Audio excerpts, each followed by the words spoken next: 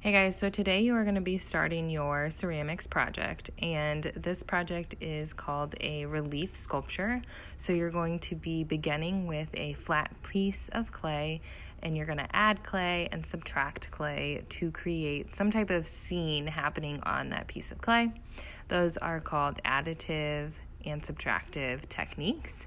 Basically, a relief sculpture is kind of like a picture that hangs on a wall. It doesn't really have to hang on a wall, but picture it hanging on a wall, and then a 3D image is kind of coming out of that picture hanging from the wall. So it's not a freestanding 3D form. It has a flat back that 3D pieces are kind of popping off of it. So you guys are going to first create a story for your piece. And so before you do anything else, this is what I want you to do. So I'm going to begin by giving you an example of mine and then a little bit of help on how to create your story. So here's my story.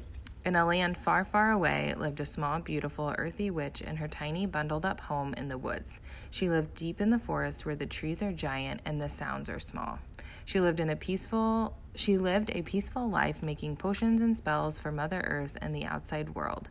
The people of this outside world never knew of the beautiful Earth Witch, but she knew of them, looking through the crystal glass and fixing their humanly problems one by one. Sometimes people needed healing, sometimes freedom, sometimes they just needed to slow down and enjoy the short time they had on this earth. The beautiful witch loved this healing life she lived, watching and helping as many people as she could. She went on for the rest of her days, sulking in the joy she received from helping others. And so I want you guys to see the different sections here. And the beginning, you need to create a visual setting.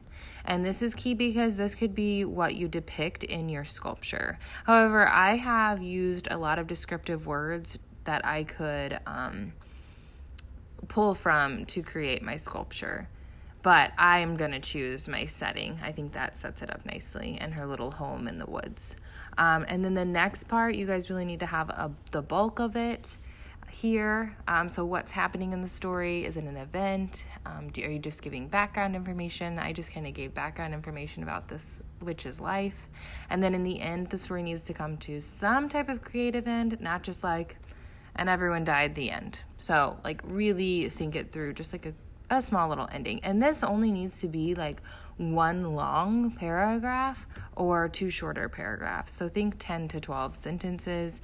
Of course, you can go longer if you want, but anything shorter is not going to be that descriptive of a story for the image we are trying to receive. And then after you write your story, I want you guys to create a sketch. When you create your slab, you are able to cut out any shape that you would like. So you can obviously cut out a square, which is, I might do a circle or an oval, but you can cut out any shape that you like, even like an organic shape. So something that doesn't resemble any shape that we're familiar with. Whatever you're thinking, draw that down in your sketch, and then also draw all of the elements that are going into the sketch. So what is it going to look like? And think about what's going to be raised and what's going to be pushed back. So typically the objects are raised out, and then the background is kind of pushed back.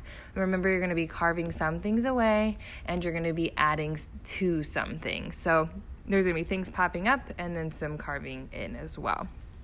So this is what you're going to do next. And then after this, we are going to be rolling out our slab and cutting out our shape. And that is as far as we are going to get today. And then we need to wrap it up in saran wrap. Maybe like sprinkle a couple drips of water on it with our fingers so it doesn't get dried out by next class, and then wrap it with saran wrap really well. And then we can stack them all. Be sure though with a needle tool to write your name in the back, or we can get out a Sharpie and you can write your name on the saran wrap. Either way, they're all going to look very similar at this point. So we don't want anybody grabbing the wrong slab that they worked hard enough on their own. And so that is what we are doing today.